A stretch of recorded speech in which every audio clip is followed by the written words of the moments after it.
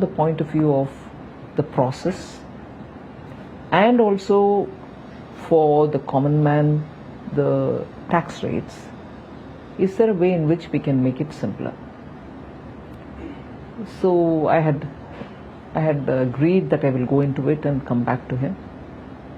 Then around the budget, when we were talking about many tax related issues, he reminded me about the work which has got to be done, and I assured him again that time that yes, the work is progressing and I will come back to him. So sometime after the budget session was over of the parliament, I said I'm somewhere close to giving him a proposal which he can guide me further and so on. And then a bit later, much later, because you know the developments of May, April, when Operation Sindoor had happened, and after April priorities have been on very many different grounds, and when next opportunity came, I went, gave him a detailed description. Is that I just want, as I said at the first meeting, the simplistic or simplified, not simplistic, simplified way of doing business. So I don't want small businesses sitting at the computer, getting the auditor to do it. And also, like the way we did in the budget, respecting the middle class, respecting the taxpayer, respecting people who are really the ones out of their salaries giving the tax. We need to do something for the day-to-day indirect tax, which falls on every Indian citizen in some way or the other. So this tax is something which touches the lives of every citizen, and therefore we need to be a lot more sensitive. So I went back with this comment, redid it, sharp focused it, and that's how this proposal came. And we, for the first time in GST's history, Council's history, the centre has come up with a proposal. Till now it used to be the group of ministers which consisted only of state ministers. Yes. Never has the centre been a part of any GOM.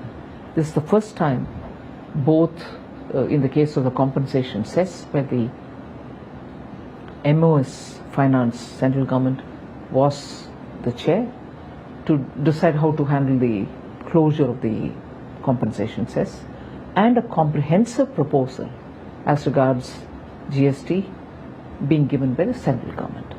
So it's unique in very many ways. Every rule of the house, of the council, had to be looked at afresh, yes, even to put the proposal. Yes. So I'm glad it went through the whole grind, didn't ignore any rule or expectation or the law of the GST, and has gone through. And taking everyone along. Unanimously. That's right.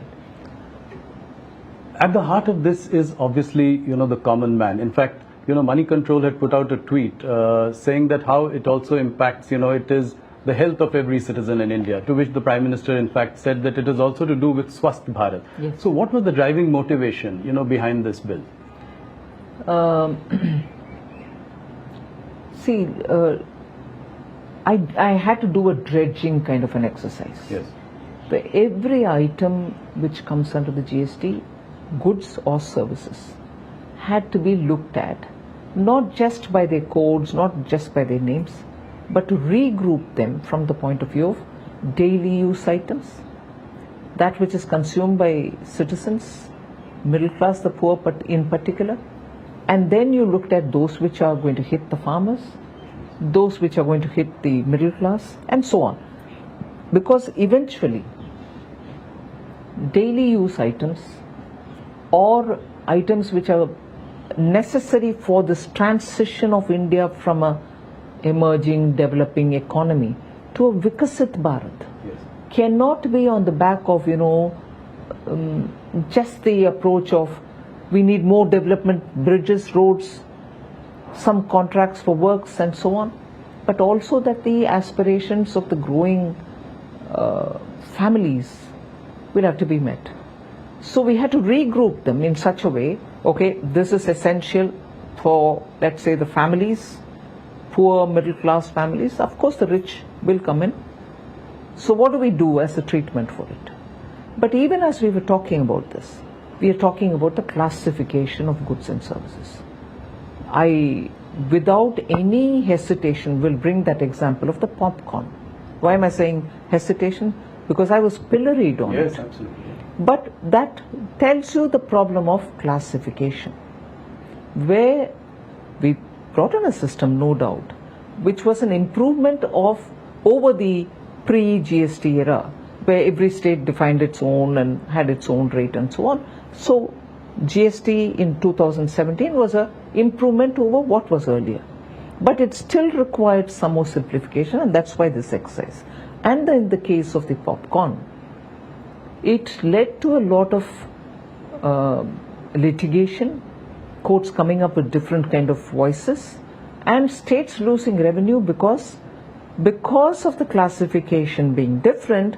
People chose to have the higher taxed sugary chocolatey popcorn shown in as a salted popcorn, because that has only very little tax on it. So this arbitrage, because of classification, had to be overcome. So even as I'm grouping for families their day-to-day items, this thought of what the classification is causing as a problem also had to be addressed. Like that, I think it was one of the, for me it was a fascinating exercise. It was rigorous, it took a lot of my time and time which would have gone in for something else. But I think this was absolutely rewarding an exercise, because you brought in that temperament, which is so important, that citizen looks at these things in one particular way. Revenue is not the consideration. So that helped us. So now that you've done two monumental things, you've put more money into the hands of the consumer, you brought down for the middle classes the income tax cut, and now rationalization of GST. So will it now finally sort of move the needle on consumption? 100%. Because there's more money given already through the income tax cut. Right. The rates are coming down. So the citizen now has a choice to meet his aspirations and his expectations. He cannot say, look, I have the money because the income tax is reduced, but these items are beyond my affordability. Now everything has come down. I'll give you this number which is important. 99% of all the goods and services which are touched by GST are now either in 0 or in 5 or in 18. That's right. There's nothing beyond. So that 1% is what makes for the demerit goods, right, which popular parlance says sin goods. Yeah. So that is the extent to which we have cleansed the system of anomalies, doubts, duplications, and any interpretative issues. So this will also lead to higher investments, it will fire up investments as well. Obviously, with consumption going up, there's a potential for capacities to grow, investments to grow.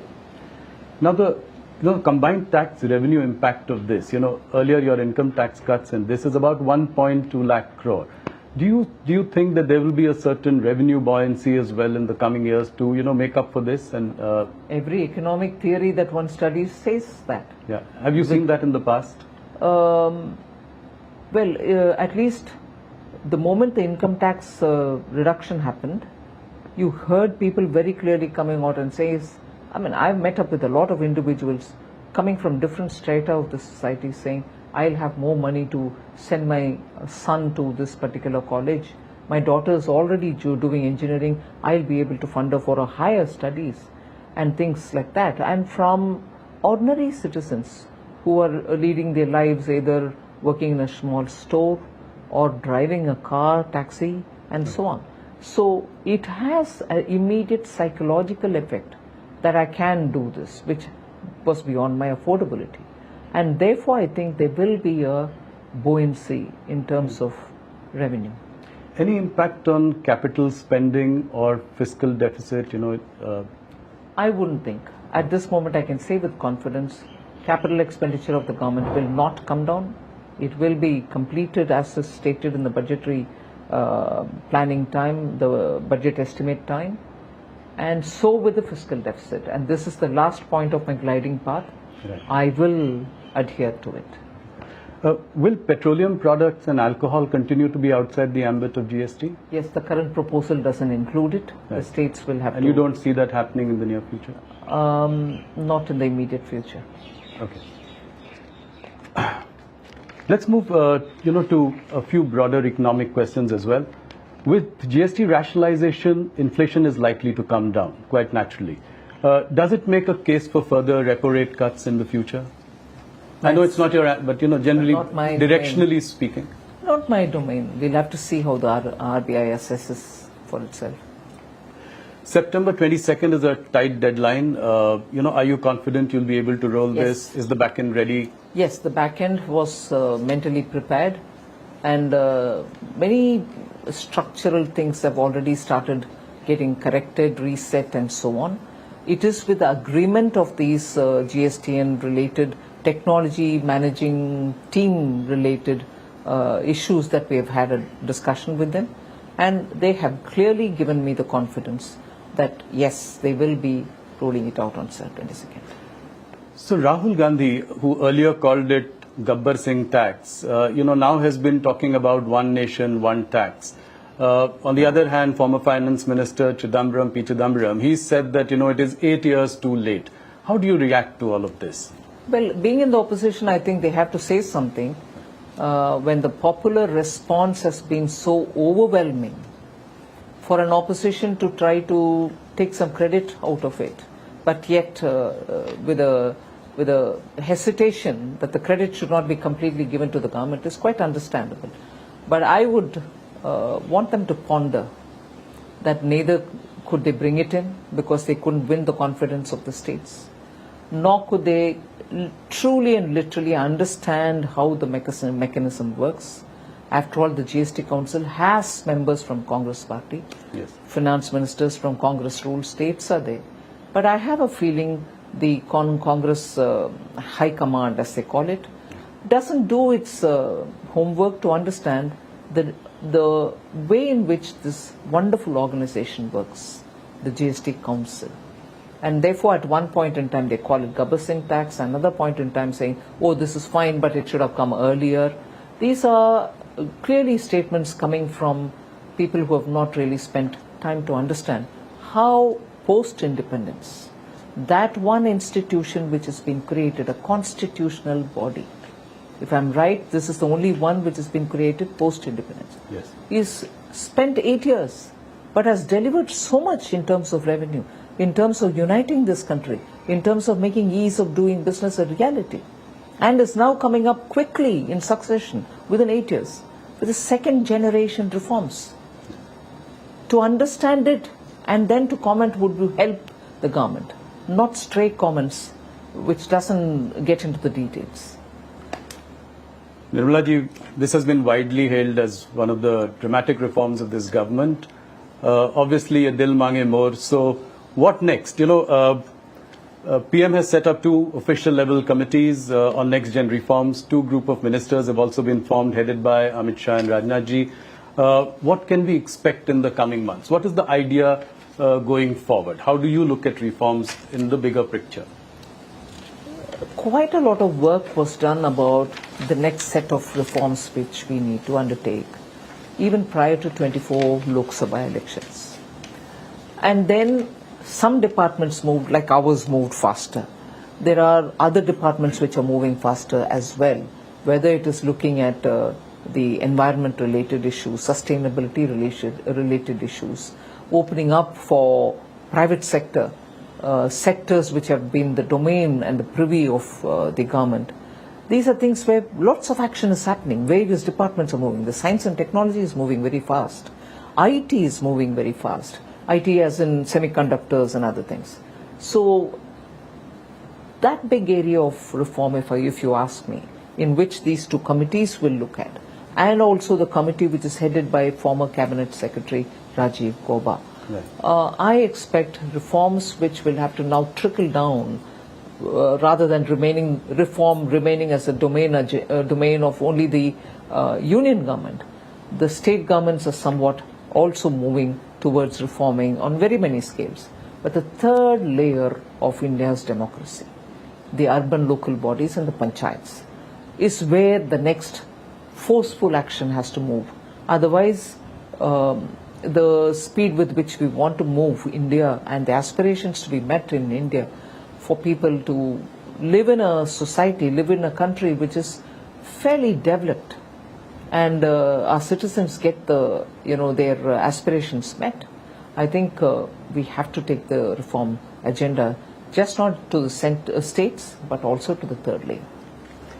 As I move to discussing the GDP numbers for Q1, just before that, another last question on GST, which is how will you ensure that you pass on the benefit to the consumers? We've seen anti-profiteering in the past, so how do you plan to tackle this? Is there a way in which the government is looking at it?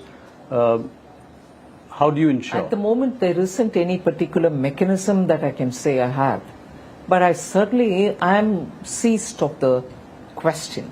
Also coming from many citizens themselves who are saying, it's great that you've done this, it's great that you're bringing in this kind of a drastic cut in taxes, but how will you ensure that we'll benefit from it? And how will you ensure that it's not going to disappear on the course to reach? We'll have to keep talking with industry, we'll have to nudge them, we'll have to... I'm glad in the case of the insurance sector, the public sector insurance companies have come forward to openly say that they will indeed pass the rate cuts to the citizens, those who are taking the insurance for themselves. So I'm sure the private sector would also do it in insurance, and so with other things. You're expecting them to announce that they will pass on the benefit? Many of them are doing it. Couple of them have, some of them have announced. So Q1 GDP numbers are heartening 7.8%, at a time when President Trump said that, India is a dead economy. How do you react to something like that? I may not be able to comment on, let's say, foreign head of the state commenting on it. But in India, one line which I keep repeating several times, probably even once when I met you once earlier when we chatted like this, it is the cynics within India who worry me. It is the naysayers within India who worry me. Assume somebody had said it, a head of state has said it. Building India together, and all of us together building India, are we going to carry those tales or stories or observations which somebody else says and then repeat that here, oh, so and so has said this, India's a dead economy, we knew it, this is happening, that's happening. India requires its citizens to be respected. They are toiling and struggling and working to build their families and their economies, their own personal family wealth and whatever. At this time when we are trying to create more opportunities, do we need the naysayers to even borrow such observations, be it as it may that it is coming from a head of state? Do we need our own people to use these expressions? It is undermining not the government, you're undermining our citizens' efforts. And a responsible opposition, I wished didn't repeat these lines, but I think it is, I would react only to what our people are saying rather than a head of state elsewhere. No, five quarter high number, I think it gives us a lot of confidence in the Indian economy. And also inflation coming down. Yes. Drastically coming down. Yes. But it brings us to a related point, which is on the point of tariffs. Now that tariffs with the US are at 50%, what is the likely impact on the GDP going forward? There are various estimates by various sort of consultancies, from 10 basis points all the way to 100 basis points, some have predicted. Where do you see the impact really of this? But with the reform like this, many of that should be offset. Yes. So it is never a situation of one fixated point. It's a dynamic situation where you're moving from one to another with newer players coming in, newer factors coming into play in this scheme of things. This one, you have the GST reforms, which is going to make people understand that they can fetch more things with the same amount of money with which they bought some amount earlier. So it is very clear that industries have been speaking about the tariff and its impact. The government has designed something for itself. We will come out with something to handhold those who are hit by the 50% tariff from the US. This has been said earlier. I've met up with the delegations when I went to Chennai in recent past few days. I have said this there and I will repeat it. Government is working. So will they be like allowed to sell in India, or how do you plan to alleviate their concerns? No, there is a package which consists of very many different ways in which we want to help them. So we'll wait for the cabinet to clear it, but there is something coming to help them so that this tirade of the tariff is something which they can face, and also suddenly having to look for newer markets is also a challenge, but we'll have to help them out on that. So is there a sense in the government that this could be a slightly longer haul? We hope not, but we really can't leave our exporters high and dry saying it's going to change sooner. We will work with them. Nirmaji, will we also continue to buy Russian oil? Yes, that's been made very plain and simple. Whether it is Russian oil or anything else, it's our decision to buy from the place which suits our needs, whether in terms of rates, logistics, anything. So where we buy our oil from, especially being a big ticket foreign exchange related item, where we pay so much out of our pocket, highest in terms of import, we will have to take a call which suits us best. So we will undoubtedly be buying. Another question about, the officials of the Trump administration have been using really hurtful language against India. Saying that we are Brahmins profiteering at the expense of, ordinary Indians, or, calling the Ukraine-Russia war Modi's war, or us as Kremlin's laundromat. How do you see all this? I mean, how do you react to something like this? Very much the same principle as I said earlier. It is one thing, it can be hurtful. It is one thing for a foreign government, head of state or an official or anybody to say all that. And the global diplomatic world is astonished that that kind of an expression is being used against India. And that will have people in the diplomatic arena to respond or to deal with. But what hurts me more is when those very expressions are being justified in India. Oh, don't you all know, don't you, I mean, you know, dirty, unwashed Indians, you don't understand what this expression means? This is how, this is explained. Who wants these explanations from Indians? Who actually wants us to know better? And who are these people explaining to us, this expression is used in this context? Yes. I'm outraged by that. I don't want explanations to justify that. Whether I'm going to have to deal with them, stand up and challenge them or retort is a different story. Right. But Indians quoting those words and telling us, oh, you dirty Indians, you don't know this colonial justification of the language that is being used against Indians, against such countries which have come out of its colony and from its empire and stood up to build its own country with its own self-confidence. And even now when we are talking about Atmanirbhar, it's not just in terms of producing everything in your country. It's also about being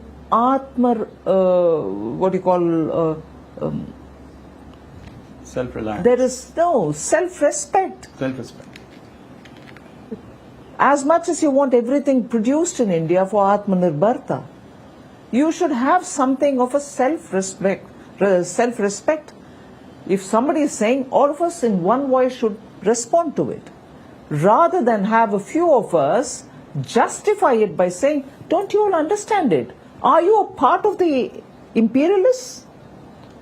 No. I'm outraged more by that. Yeah, the opposition picking up this and, making it their own narrative.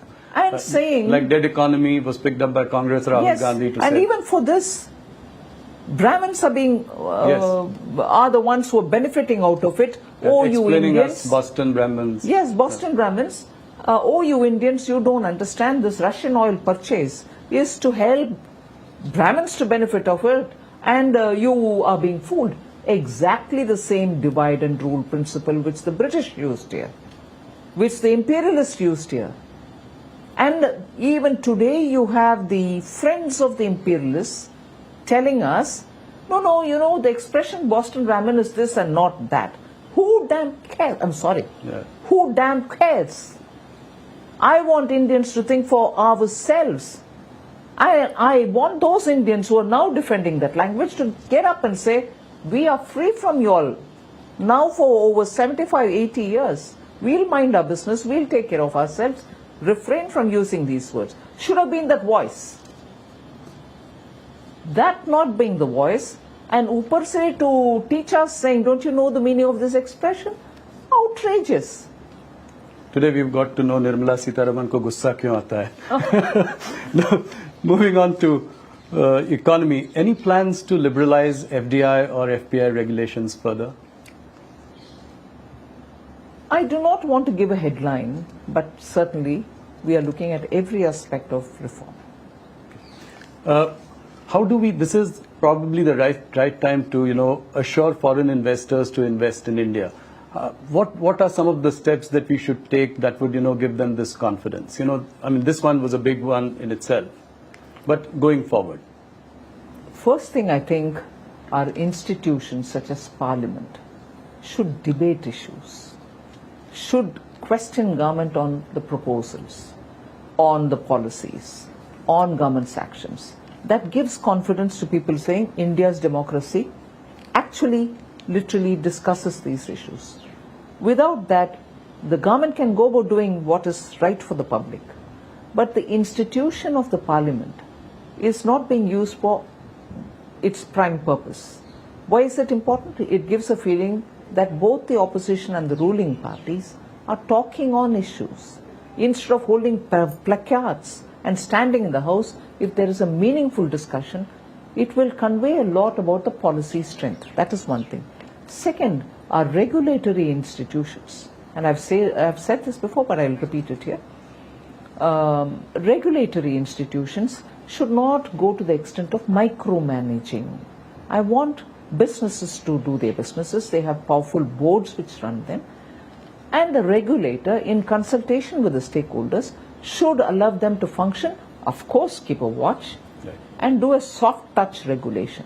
If regulators across the board, I'm not talking just of the finance domain regulators, all over, should have a open-minded approach, a soft touch approach, above all, not micromanage businesses. You know, private investment has been a topic of discussion.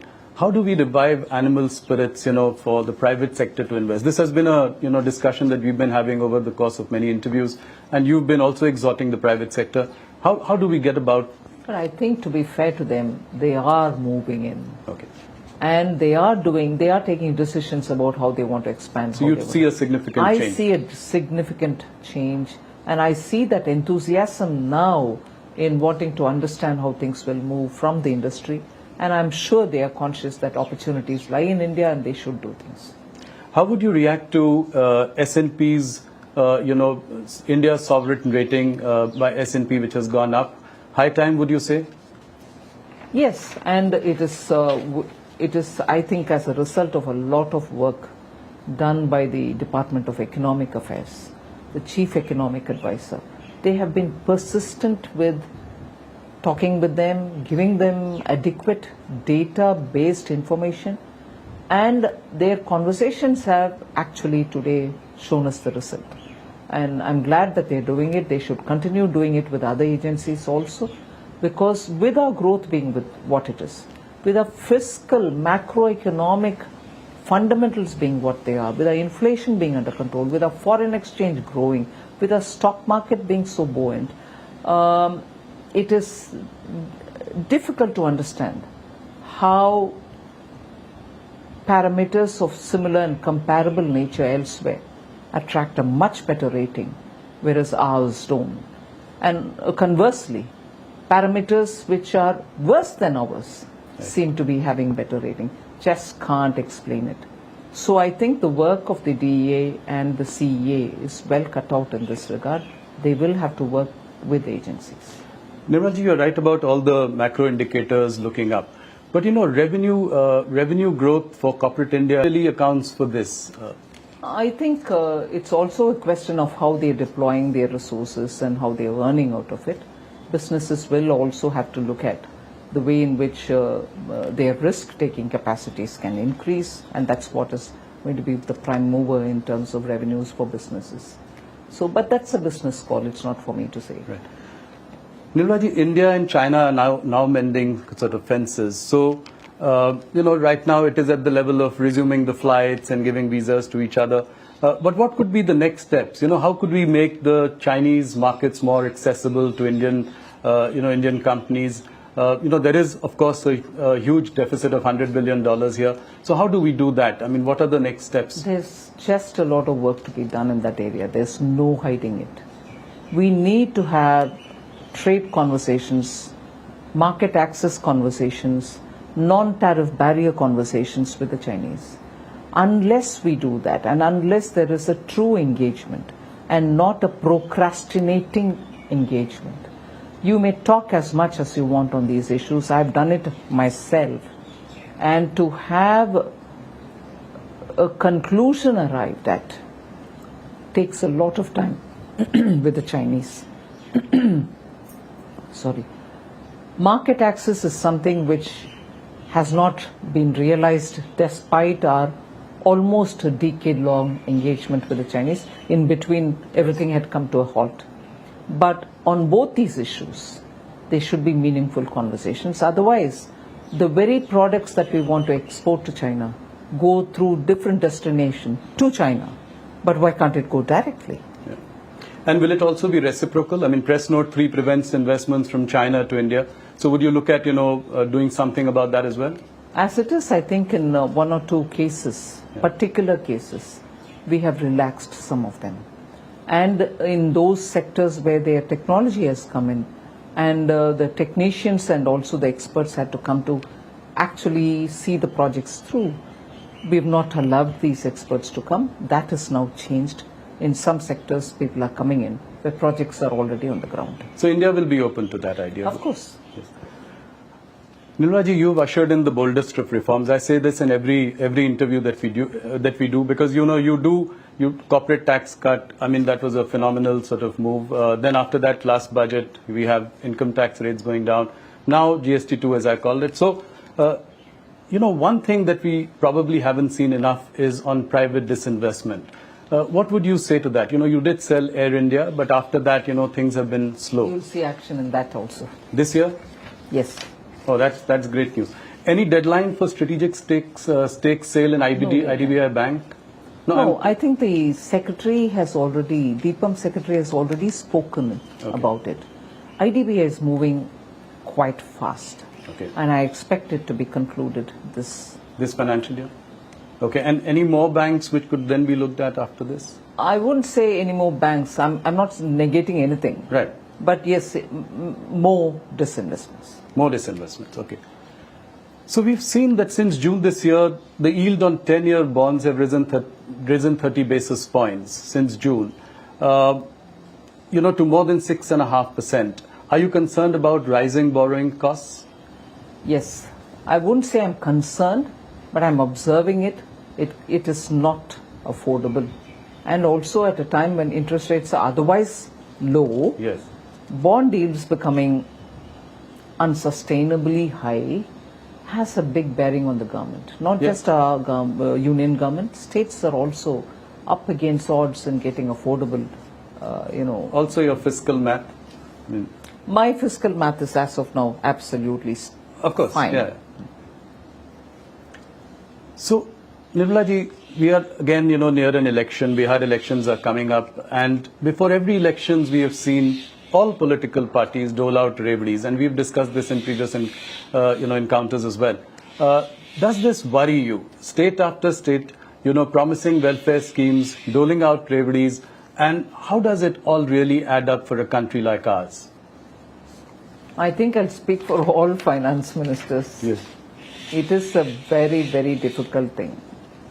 To have a scheme approved and also budgeted for is not wrong. And I would approve of that, because that at least takes the view of the legislature and also makes it public about how they are financed, and therefore also brings in that responsibility to keep your revenue generation equally attended to. But what most often happens, not so much with Prime Minister Modi's leadership, but I can say what generally happens is you give away a promise. Once you have to come to fulfill it, you're searching and scrambling for resources. And if you're an opposition-ruled party, it is very quickly arsenal in your hand to say central government is not giving me money. That's the biggest unsustainable argument. I'm more tempted to say bogus argument. Because you give a promise, you win the election, you come to power, and then after that you're not able to fund it. Yeah, why would you want to? A lot of cases. Yes, why would you want to throw the blame at somebody else, particularly the union government? Yes. So these kind of sort of recklessness in dealing with public finance has got to be discouraged. There's no doubt on it. Nirmala ji, India holds about $227 billion of US Treasury securities. It also holds a lot of gold in its reserves. Should we diversify away from US Treasuries for reserves? To some extent, I think the Reserve Bank of India has already started doing it. I wouldn't want to divulge more by saying how are they doing it.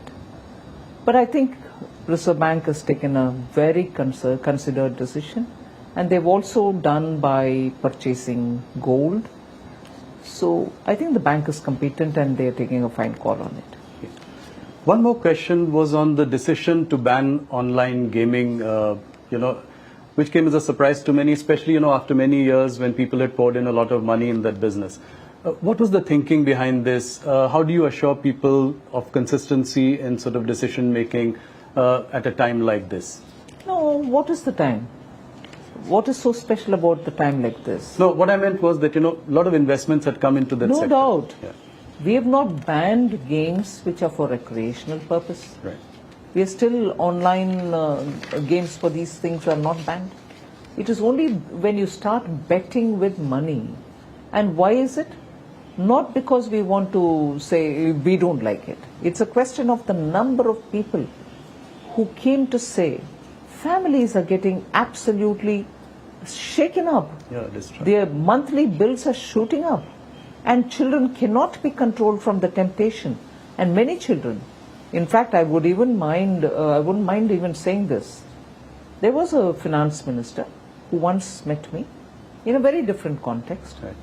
And he narrated an incident of his own family, where his own grandson, who's a very good person, the child is a very good child, well groomed and well brought up, Right.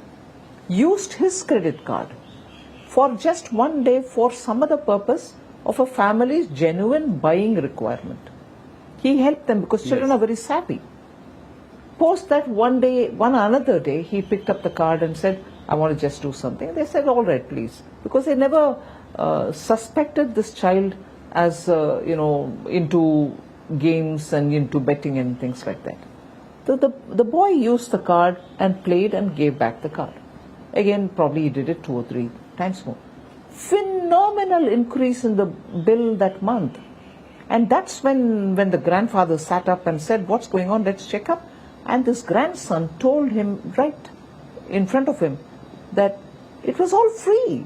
I didn't go into any money playing game. You didn't know. So the methodology is, say it's free, you get in, and for the duration of time that you played, some kind of a charge is put, and again tempts you to go into another round and so on. So the adolescent child is under the impression that he's playing a free game. Right. But he ended up paying through his nose. So that's a classic example, but Yes. many people approached us, the PMO and so on, and said, this is ruining our country, ruining our youth, please do something. That's where this bill has come. Okay. No, understood. The rupee is at an all-time low against the dollar. Does it concern you? It is, I've said this and I'm going to have to repeat it, it is only against the dollar that the rupee is highly volatile. whereas rupee is not affected similarly by other currencies. So, and there are countries in emerging markets and even in developed countries whose currencies against the dollar are weakening. So it is an issue on that aspect and at that level about the volatility as a result of the strengthening dollar. It's not rupee getting weakening. I know I've been trolled immensely for saying this, but this is the truth. So. Okay, thank you. Nirmala ji, one last question. For profitable companies with over 1,000 crore turnover, 2% of their profits go into CSR. Now, at a time like this, when MSMEs are facing a problem because of tariff issues, etc., is there any thought to take a relook at this for a little while? Nothing before me as yet. Okay. If there's anything, I'll tell you, but there's nothing. All right. Nirmala ji, thank you so much for your time. Thank you for patiently answering all our questions, very candid. And heartiest congratulations on yet another big reform, GST 2 or rationalization of GST. Thank you so much for being with us. Thank you very much. ये है TV 18 और आप देख रहे हैं CNBC आवाज। I choose a world where we dream and the limit is the sky, and this world is my home where I'm living my best. Mindfully crafted home decor fabrics. Sansar, a D-Decor brand. Live consciously. जब मुंबई से वापस Kolhapur shift हुआ तो सबने कहा कि dream city को छोड़ रहा है। ड्रीम सिटी, मैंने कहा ड्रीम में तो यही गलियां आती। तो जब ये रियलाइज हुआ कि कुछ बड़ा करने के लिए बड़े शहर में रहने की जरूरत नहीं, तब लगा कि लाइफ में ग्रो किया। SIP करो, इन्वेस्ट करो, लाइफ में ग्रो करो। प्रतिभूति बाजार में निवेश बाजार जोखिमों के अधीन है। निवेश करने से पहले सभी संबंधित दस्तावेजों को ध्यान से पढ़ें। I choose a world where we dream and the limit is the sky, and this world is my home where I'm living my best. Mindfully crafted home decor fabrics. Sansar, a D-Decor brand. Live consciously. पैसा लगाना है तो century ply club prime पे लगाओ। डूबेगा नहीं, जलेगा भी नहीं, कोई खा नहीं जाएगा, धोखा नहीं देगा, ऊपर नीचे भी नहीं होगा, सेफ रहेगा, सिक्योर्ड, मिनिमम 30 साल का रिटर्न देगा। अब इससे बेटर इन्वेस्टमेंट है तो बताओ। सेंचुरी प्लाई क्लब प्राइम, रहो बेफिक्र। I choose a world where we dream and the limit is the sky, and this world is my home where I'm living my best. Mindfully crafted home decor fabrics. Sansar, a D-Decor brand. Live consciously. My birthday gift to papa, ये उनके पापा की पहली। My birthday gift to papa, ये उनके पापा की पहली गाड़ी एक गैराज में पड़ी थी दार्जिलिंग में। जब इसे फाइनली घर लाया ना, तब लगा लाइफ में ग्रो किया। बुलाओ। SIP करो, इन्वेस्ट करो, लाइफ में ग्रो करो। प्रतिभूति बाजार में निवेश बाजार जोखिमों के अधीन है। निवेश करने से पहले सभी संबंधित दस्तावेजों को ध्यान से पढ़ें।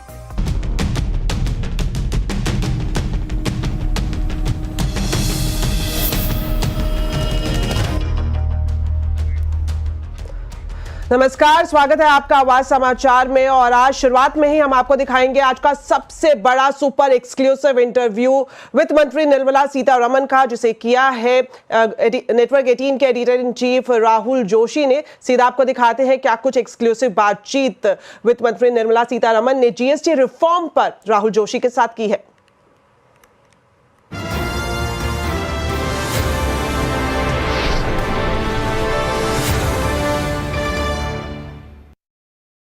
You know, from the Prime Minister's vision of making life easy for the common man, of, reducing the burden on the common man, you did it in your budget last time by cutting the income tax rate, a bonanza for the middle class. What was the vision behind this? What did the Prime Minister tell you? How did it come about? Even about 8 months ago, he called me once and had a long talk about how GST can be, revamped, looked at, and only from one point of view.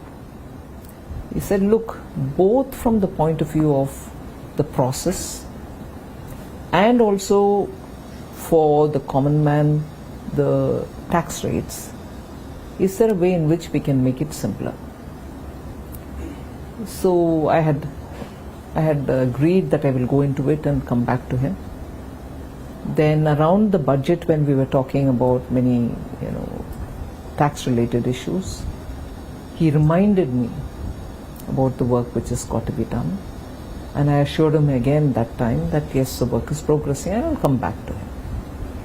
So, proposal, which he can guide me further and so on, is that I just want, as I said at the first meeting, the simplistic or simplified, not simplistic, simplified way of doing business.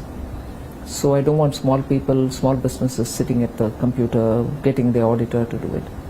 And also, like the way we did in the budget, respecting the middle class, respecting the taxpayer, respecting people who are really the ones out of their salaries giving the tax. We need to do something for the day-to-day indirect tax, which falls on every Indian citizen in some way or the other.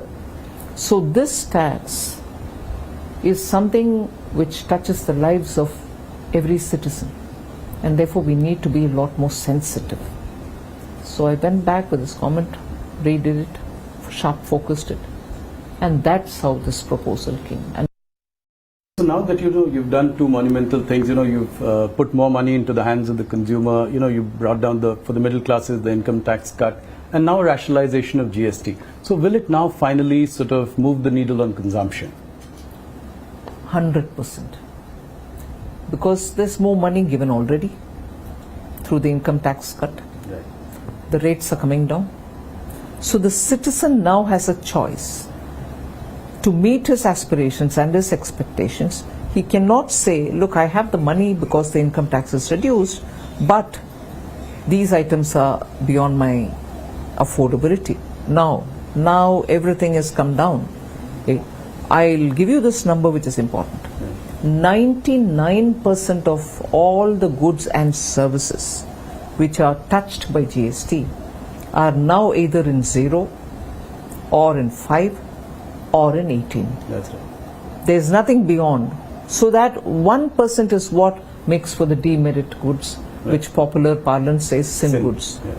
So that is the extent to which we have cleansed the system of anomalies, doubts, duplications, and any interpretative issues. So this will also lead to higher investments, it will fire up investments as well. Obviously, with consumption going up, there's a potential for capacities to grow, investments to grow. Any impact on capital spending or fiscal deficit, I wouldn't think. At this moment, I can say with confidence, capital expenditure of the government will not come down.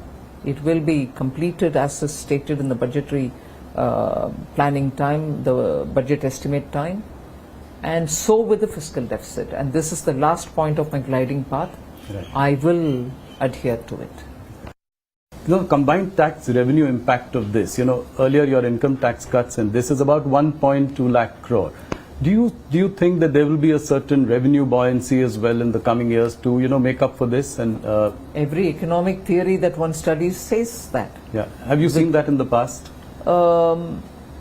At least the moment the income tax reduction happened, you heard people very clearly coming out and saying, I've met up with a lot of individuals coming from different strata of the society saying, I'll have more money to send my son to this particular college. My daughter is already doing engineering. I'll be able to fund her for her higher studies. and things like that, and from ordinary citizens who are leading their lives either working in a small store or driving a car, taxi, and so on. So it has an immediate psychological effect that I can do this, which was beyond my affordability. And therefore I think there will be a buoyancy in terms of revenue. So Q1 GDP numbers are heartening 7.8%, at a time when President Trump said that, India is a dead economy. How do you react to something like that? I may not be able to comment on, let's say, foreign head of the state commenting on it. But in India, one line which I keep repeating several times, probably even once when I met you once earlier when we chatted like this, it is the cynics within India who worry me. It is the naysayers within India who worry me. Assume somebody had said it, a head of state has said it. Building India together, and all of us together building India, are we going to carry those tales or stories or observations which somebody else says and then repeat that here, oh, so and so has said this, India's a dead economy, we knew it, this is happening, that's happening. India requires its citizens to be respected. They are toiling and struggling and working to build their families and their economies, their own personal family wealth and whatever. At this time when we are trying to create more opportunities, do we need the naysayers to even borrow such observations, be it as it may that it is coming from a head of state? Do we need our own people to use these expressions? It is undermining not the government, you're undermining our citizens' efforts. And a responsible opposition, I wished didn't repeat these lines, but I think it is, I would react only to what our people are saying rather than a head of state elsewhere. Nirmala ji, will we also continue to buy Russian oil? Yes, that's been made very plain and simple. Whether it is Russian oil or anything else, it's our decision to buy from the place which suits our needs, whether in terms of rates, logistics, anything. So where we buy our oil from, especially being a big ticket foreign exchange related item, where we pay so much out of our highest in terms of import, we will have to take a call which suits us best. So we will undoubtedly be buying. चलिए बढ़ते हैं आगे और एक और अहम खबर आपको बताएं। मार्केट के हिसाब से डॉलर के मुकाबले रुपए में रिकॉर्ड गिरावट है, तो इस रिकॉर्ड गिरावट की वजह क्या है बता रही हैं मनीषा गुप्ता।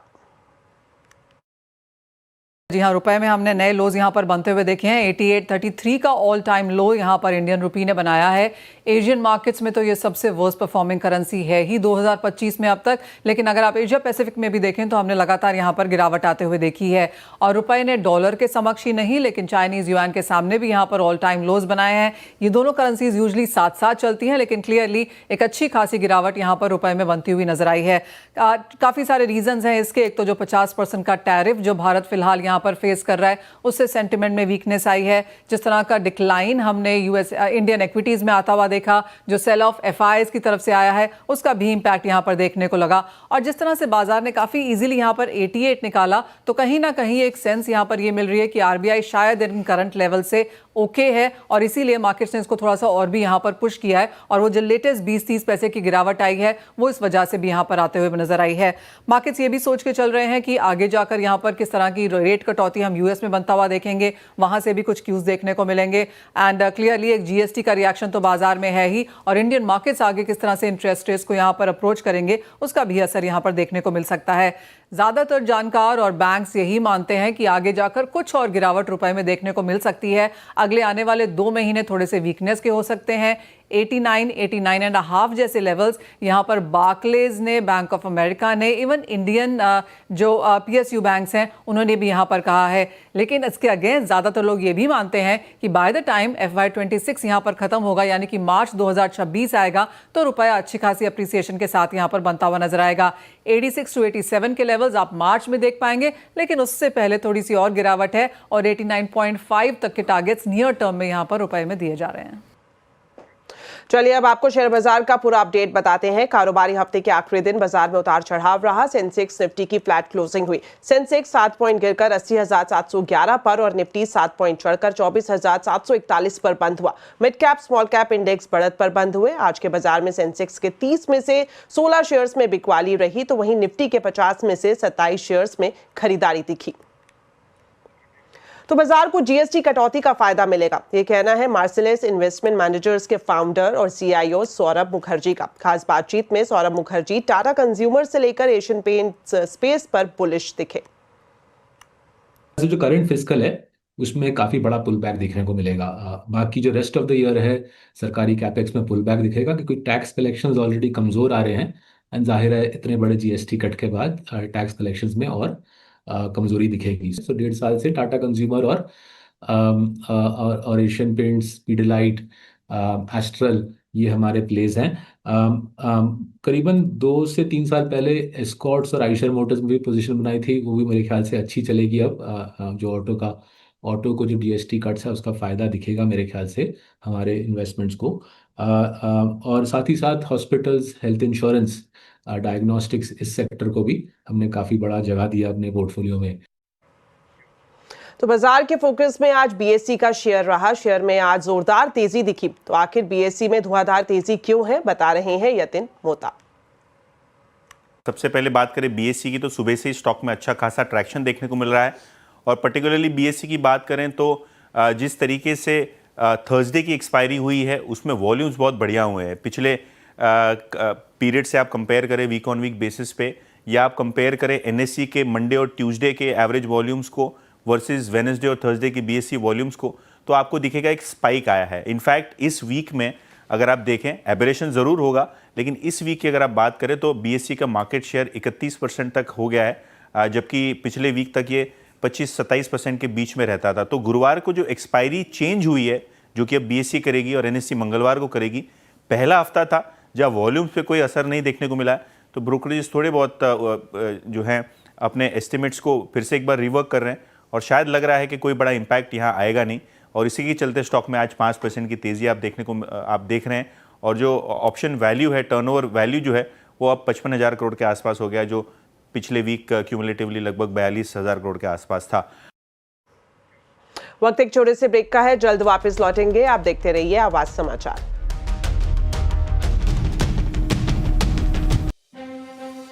ये है टीवी 18 और आप देख रहे हैं CNBC आवाज।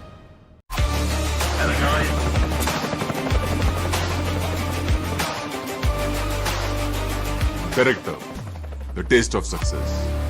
पान बहार ये सिर्फ एक ब्लेंड ही नहीं, एक सीक्रेट है मास्टर ब्लेंडर का, बेहतरीन इंग्रेडिएंट्स का। पान बहार, पहचान कामयाबी की।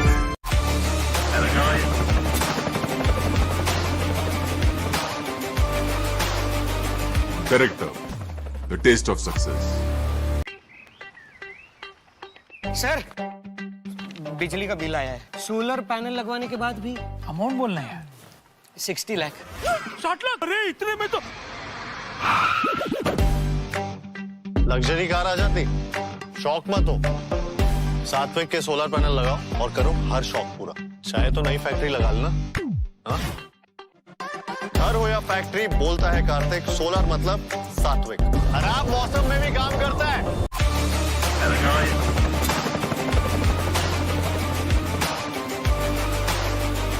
Character, the taste of success. पान बहार ये सिर्फ एक ब्लेंड ही नहीं, एक सीक्रेट है मास्टर ब्लेंडर का, बेहतरीन इंग्रेडिएंट्स का। पान बहार, पहचान कामयाबी की।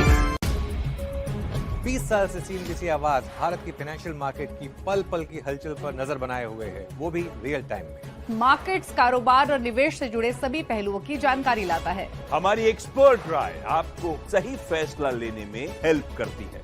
यहाँ है भारत की फाइनेंशियल मार्केट्स की सबसे भरोसेमंद आवाज। हमसे जुड़िए हर दिन लाइव। नुवामा प्रेजेंट्स CNBC आवाज मार्केट सेंट्रल, जहां वेल्थ क्रिएशन की होती है शुरुआत सही करने की सोच के साथ।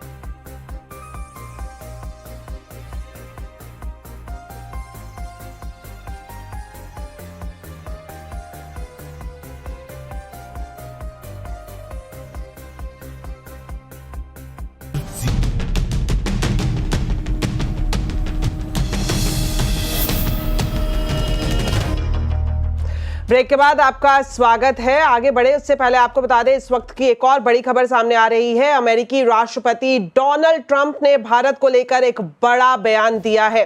तो अमेरिकी राष्ट्रपति डोनाल्ड ट्रंप, उनका ये बयान सामने आया है जिसमें उनका कहना है कि हमने भारत और रूस को खो दिया। ये बड़ा बयान एक बार फिर से अमेरिकी राष्ट्रपति डोनाल्ड ट्रंप ने दिया है। भारत और रूस को चीन के हाथों खो दिया। आगे उन्होंने इस बात पर जोर दिया है, जिस तरह से हमने देखा था एससीओ समिट में, जिस तरह से आप तस्वीरों में भी देख रहे हैं, रशिया, चीन और भारत की नजदीकियां देखने को मिली थी और शायद यही डोनाल्ड ट्रंप को खली और इसके बाद ये बड़ा बयान डोनाल्ड ट्रंप की तरफ से दिया गया। चीन, भारत, रूस को शुभकामनाएं, ये बयान दिया है डोनाल्ड ट्रंप ने और आगे वो ये भी कह रहे हैं कि भारत और रूस को चीन के हाथों खो दिया। तो हम पिछले कुछ महीनों से देख रहे हैं लगातार उनकी तरफ से भारत को लेकर काफी तीखे बयान सामने आ रहे हैं और एक और बयान उनकी तरफ से दिया गया है, खास तौर पर जिस तरह से रूस, चीन और भारत के बीच में नजदीकियां बढ़ी। एससीओ समिट में आप देख सकते हैं प्रधानमंत्री नरेंद्र मोदी के साथ पुतिन मौजूद रहे, शी जिनपिंग मौजूद रहे और शायद यही तस्वीरें डोनाल्ड ट्रंप को भाई नहीं और उसके बाद उन्होंने लिखा कि भारत और रूस को हमने चीन के हाथों खो दिया। तो बड़ा बयान डोनाल्ड ट्रंप की तरफ से एक बार फिर से सामने आया है और उन्होंने सोशल मीडिया प्लेटफॉर्म ट्रुथ पर यह सब कुछ लिखा है। तो चलिए आगे बढ़ते हैं और अब आपको बता दें कि दिल्ली एनसीआर में किस तरह से मौसम का मिजाज है। यहां पर अभी भी भारी बारिश के बाद यमुना नदी खतरे के निशान के ऊपर बह रही है। सुबह 11 बजे यमुना का जलस्तर 207.27 मीटर दर्ज किया गया। दिल्ली एनसीआर के कई निचले इलाके जलमग्न हो गए। गीता कॉलोनी, मयूर विहार, यमुना बाजार, सिविल लाइन, सोनिया विहार, कश्मीरी गेट, बवाना, मुकुंदपुर, सरिता विहार और जनकपुरी, ये कुछ ऐसे इलाके हैं जहां पानी पूरी तरह से घुस चुका है। मॉनेस्ट्री मार्केट का भी बुरा हाल है। यहाँ हालात इतने बिगड़ चुके हैं कि दुकानों में कंधों तक पानी भर गया है। मार्केट